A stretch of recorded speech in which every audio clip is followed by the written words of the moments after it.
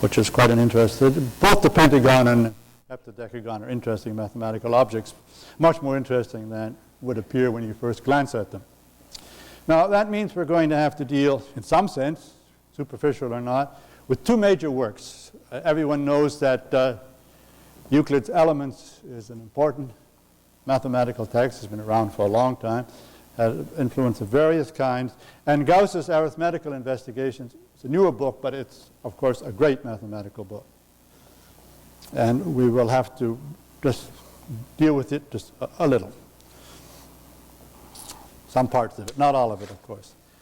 Now, let me try to comment on this plan and give you some idea what I'm intending to do.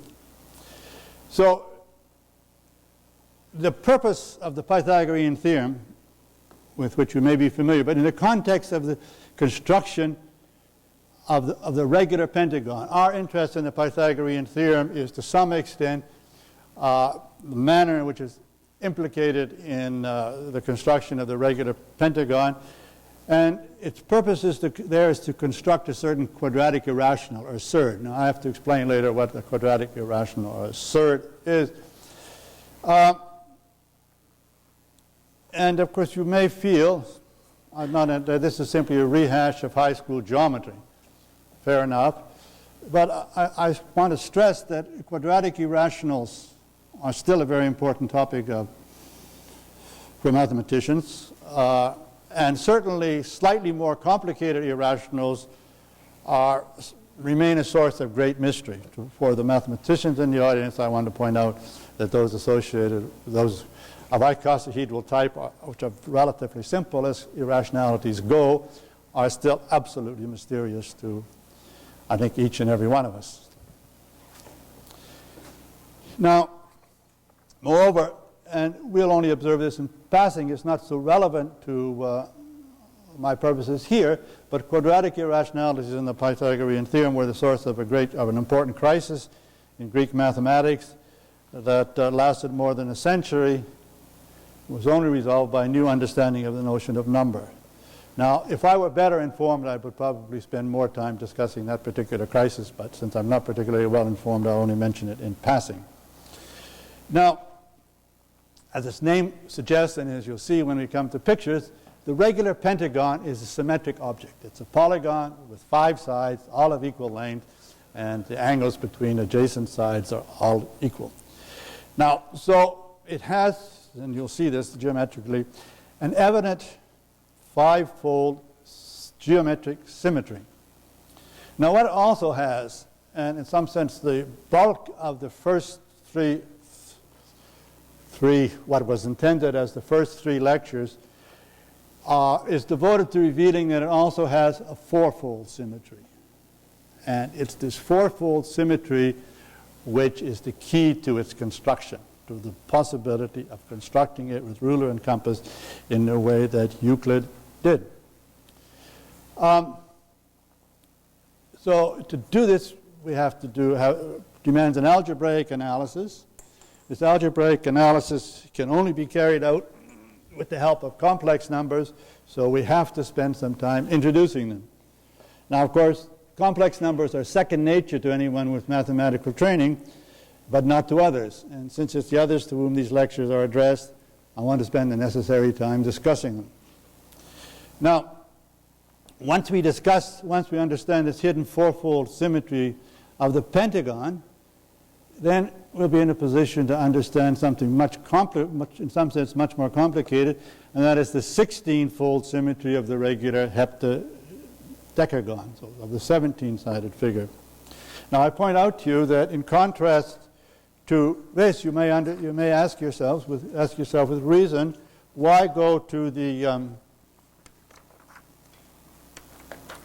say the 17-sided figure? Why couldn't we go, for example, from 5 to 7? And what we want to understand ultimately is that the key, I point out that 5, 17, and 7 are all prime numbers in the sense that they're not divisible by any numbers but themselves. And 1, so that's why I pass over 6 and 9. They're interesting. for example, or 8. These are, I can look at an 8-sided figure or a 9-sided figure. These would be interesting, but not quite so interesting. So what we want to understand is that there's a big difference between 5 and 17 on the one hand, and 16 on the other hand, and 7, excuse me, on the other hand. And that big difference results from the fact that if I take 5 minus 1 is 4, it's 2 times 2. If I take 17 minus 1, it's 16. It's 2 times 2 times 2 times 2. Whereas if I take 7 minus 1, it's 6. It's 2 times 3. And that means that the geometric construction that's possible for the 17-sided figure is not possible for the 7-sided figure. And although it's harder to explain why something is impossible than why something is possible, we'll say a word or two about this 7-sided figure, about the heptagon. Now, the fact that with this discovery of with the construction, the geometric construction of the regular heptadecagon, we leave classical mathematics. The possibility was discovered by Gauss as a lad of 18 in 1796. Now, his discovery is sometimes presented as a curious juvenile achievement of little import in comparison with his other early achievements, which were also substantial. There were several of them, all discovered as when he was about 18 or 19.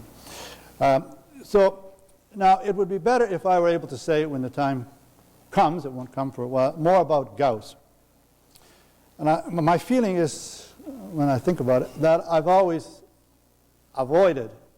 kept away from Gauss. Somehow, I just think Gauss was such, and I just was afraid to see what a real mathematician was really like, because then you would just throw in the towel, and that's somehow. Now, so I can't give you any information beyond the familiar. I just remind you when we come to him, he was extremely precocious, Gauss. He was extremely powerful and inventive. And he had apparently, when it sees this and one looks at his early works, an innate mathematical curiosity. And I think that's rare. It seems to me that mathematical talent is much more common than mathematical curiosity. You'll find many more people with mathematical talent than you will people who are mathematically curious. But with Gauss, what I find striking is that he was curious, and he was curious as a boy. He was born to parents of little or no means. His gifts were noticed early, and he was educated at the expense of the Duke of Brunswick. These things are known, presumably with the expectation that he would become a civil servant of some sort. The talents encouraged were presumably linguistic rather than mathematical, but he did find at schools, and this should be stressed, with good mathematics libraries. And he seems to have made himself familiar with some of the important mathematical research of the 18th century, in particular that of Euler, say, on complex numbers, and that of Lagrange. And so if you look at it, if you want to, you can present, as I say, the construction of this regular 17-sided polygon as a spontaneous contribution of an adolescent. But in fact, this seems to me, just looking at it superficially, probably not the case.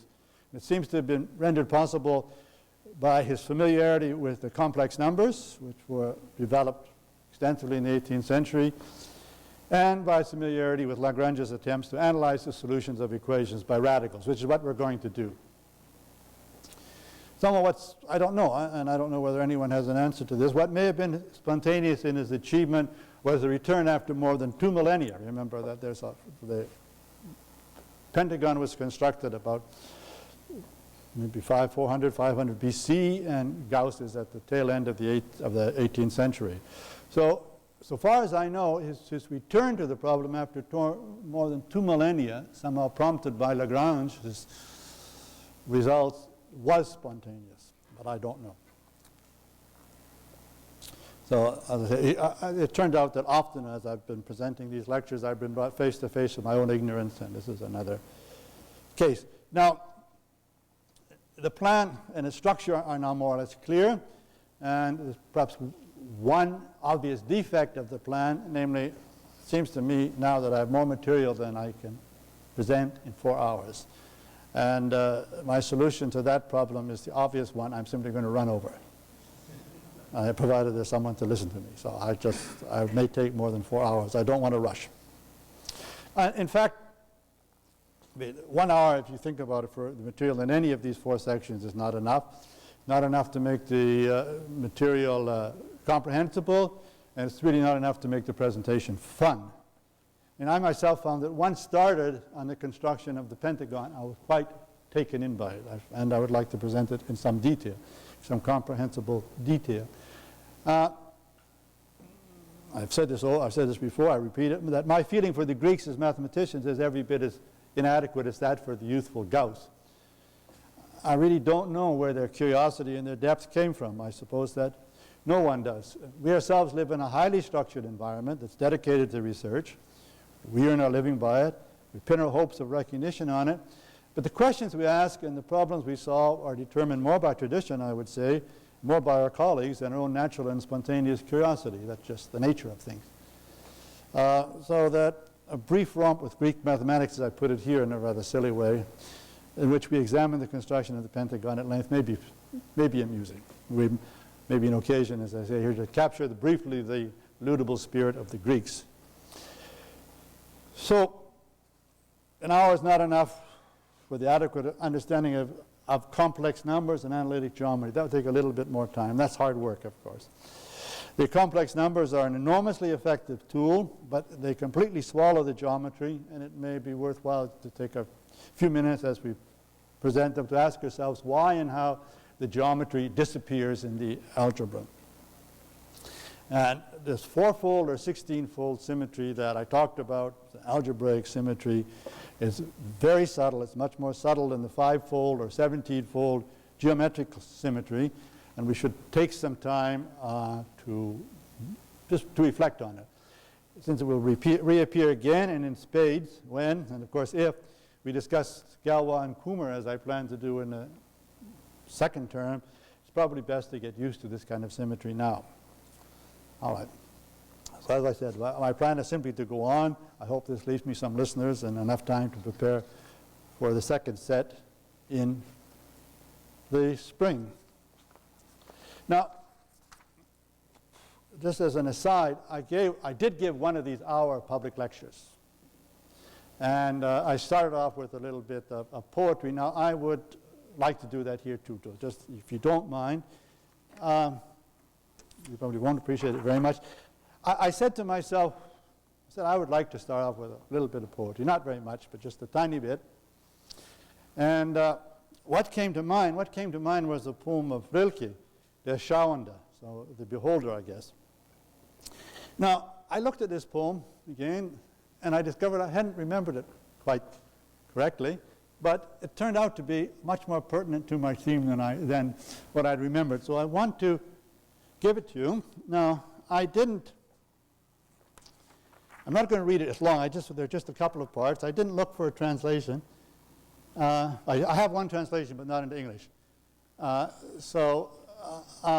I won't read it all. I won't declaim it in any sense. We used to have on the faculty, there was once upon a time on the faculty of the School of Mathematics, people who could and apparently would declaim at length Rilke by heart, but that time is long gone, and these people are long dead, and I certainly don't want to do it. First of all, if I did it, a lot of people would not understand me, and those who understood me would not appreciate the flavor that a North American accent gave to Rilke, so I won't do that.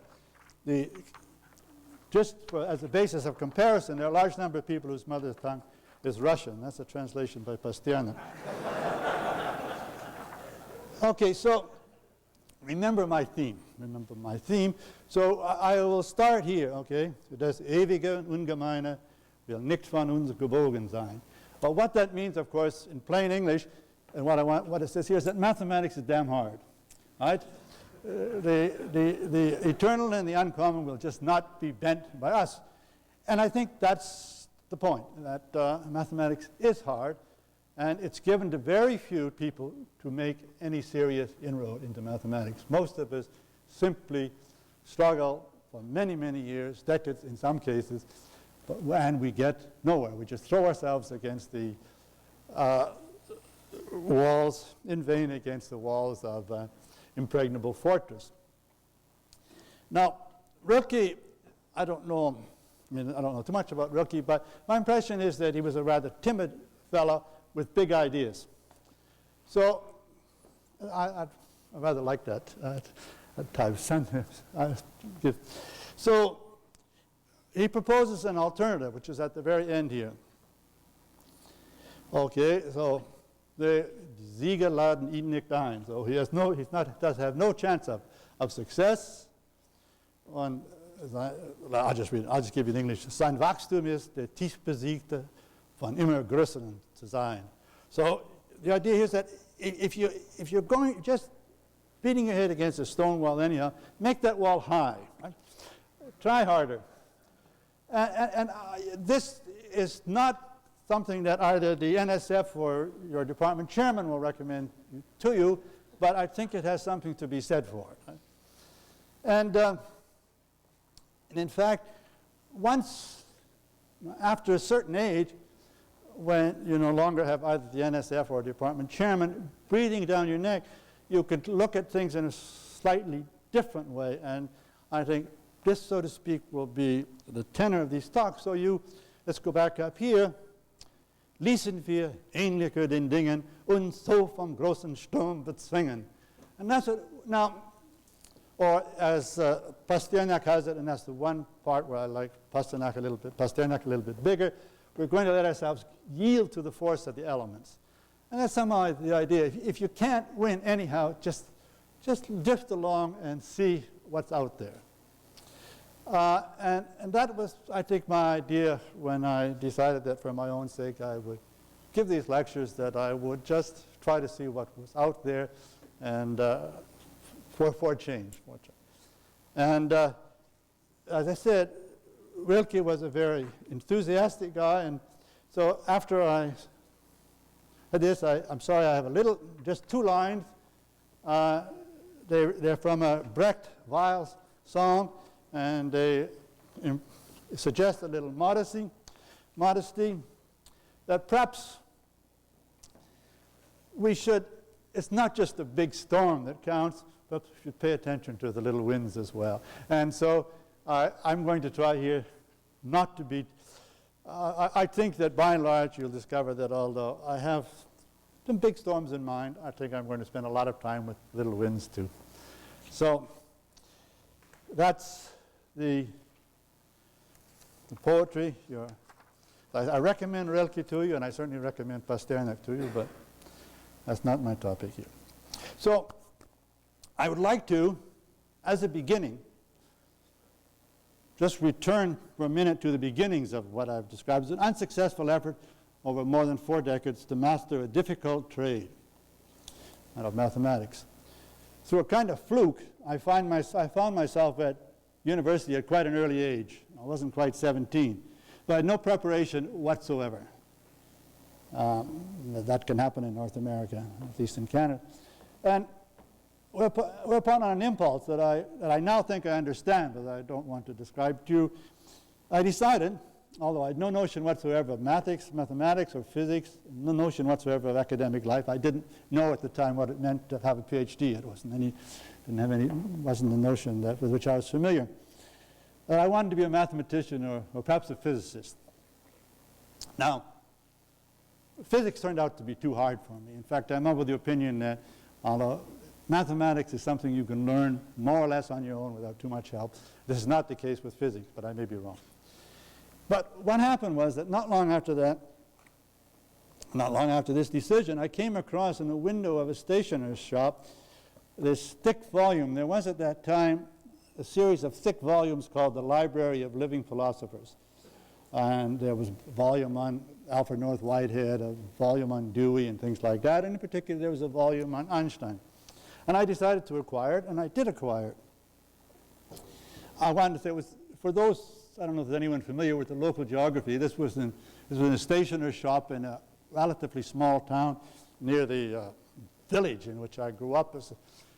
I remember the location exactly, and I give it to those of you who may know the geography. It was in New Westminster in Canada, British Columbia, on the corner of Columbia Avenue and 6th Street, which is now a rather seedy neighborhood as it happens. In any case, I never made much. I still own this volume, but I've never made much of it. But what it contains a brief intellectual autobiography by Einstein in which he describes two memorable intellectual experiences of his childhood. His introduction to a compass at the age of 5 and his discovery of Euclid at the age of 12. Although an uncle appears to have introduced him to Euclidean geometry and the Pythagorean theorem even earlier, at that age he was presented with what was then a widely used text, a text that I've seen, a text to which there's an explicit and precise reference in Pye's book on Pye's biography of Einstein. It's a Lehrbuch der Geometrie, and our librarian here found me a copy and I had a look at it. It's book is obscure in places. I think there are even some errors, but it's a rather rich book, and he was lucky to have had it. But in his autobiography, he cites explicitly the theorem that especially impressed him. And it's a theorem which is not in the elements of Euclid, presumably known to Euclid. It was not the theorem that he considered important enough, or for whatever reason, to put in the elements. But it is an elegant fact with an elegant proof and quite simple, so that as a warm-up I would like to begin with, first of all I'll begin with something that is in Euclid, and then I'll begin with Einstein's theorem, if you like. So this is something that is in Euclid. Now let me just tell you what, actually this isn't in Euclid, this is implicit in Euclid. So we have a triangle. Now these sides, that is not an equilateral triangle, it is not an isosceles triangle. The sides have all different lengths, so there's nothing special about it. I just didn't want to make it too skewed because then it would be rather ugly. And what one does is one takes each of the sides, one bisects them, and one draws the perpendicular from the middle point. And it turns out that they all meet in one point. This is not what Einstein mentions. Let me give you the proof before we go on to Einstein's theorem. See, let's start here. Well, I assume that this is a question. I assume you remember something from high school geometry, not too much, but a little. So, for example, you know what congruent triangles are. But you see, let's start here. We draw this. This side is equal to that side. And of course, these two triangles have this line in common. And this is perpendicular. That means this is a right angle and that this is a right angle. And that means these two triangles are congruent, and therefore this side is equal to that side. So this side is equal to that side. Now, we do the same thing over here with this perpendicular bisector. And again, this is equal to that. We've made no reference to this. So this is equal to that is equal to that. In particular, that is equal to that. Now, look at it. We have here, that's the middle point. So this is one triangle. This side is equal to this side. This common side is evidently the same. If we put this point right in the middle, so this side is equal to that side. That means the angles in these two triangles, the corresponding angles are the same. And in particular, this is equal to that. And so it's a right angle. That means that this is indeed also the perpendicular bisector of this line. So by its very construction, it meets there. So that is one. I hope that's clear. You want me to run through it again? All right. Now, I'd be happy to. I just point out that Euclid was interested in this for the following reason. He wants to construct a circle that goes through these 3 points, or the 3 vertices of the triangle. While it's clear he'd be well advised, and this is what he says, that to put the center of the circle there, because as we've just shown, these 3 lengths are all the same. And then he can circle with this radius, I'll go to that point and go through that point. All right, now this is not what Einstein remembered. Einstein remembered and cites explicitly, and I think with reason, a slightly different theorem. It looks almost the same. We have 3 lines that meet at a point, but how do we describe these lines? Well, you see, this line is clearly perpendicular to this side, but this is not equal to that. But it's perpendicular. That means this is a right angle and this is a right angle, and we placed it that it passes through this vertex. Now, and lo and behold, when we do that for the three sides and the three opposite vertices, we have three lines which meet in a point. And what Einstein observes, and with reason, is that this is an example of a good theorem in a sense that it's not obvious that that's so. There are some theorems in Euclid which are obvious, which most people don't think need a proof. And he observes that this is not obvious at all. It clearly needs a proof. And actually, if you think about it a little bit, I could give it to you as an exercise. I've given you the theorem in Euclid from which this theorem follows readily, and it would be a fair exercise if you had time and youthful minds to tell you to go home and solve it, and prove this. But I will show you what, in fact, I think you usually do. Now, and I think it's not a bad example of mathematical elegance if you're looking for mathematical elegance. Namely, this triangle in the middle, this triangle in the middle is the one for which we're trying to prove this theorem. So that's basically this triangle reproduced. I may have turned it around. No, yeah, I haven't even turned it around. So this triangle, that little triangle in the middle is that. And we're going to reinterpret, we're going to draw a bigger triangle which we can reinterpret in terms of the previous theorem that's from Euclid. Namely, what we do is, through this point, we draw a line which is parallel to this side. Through this point, we draw a line which is parallel to that side. Now, since this line is perpendicular to this, and since this is parallel to this is perpendicular to this. So, if we could just be sure that this point here was the midpoint of this side, and then for the same reason that this point was the midpoint of this side, and this point was then we'd be back in a situation that we previously discussed following Euclid, except that we'd be in there, the situation for the bigger triangle, and this we wouldn't have completed, and this would be the corresponding lines for the bigger triangle, which we just showed meet in a point. So all we have to do is convince ourselves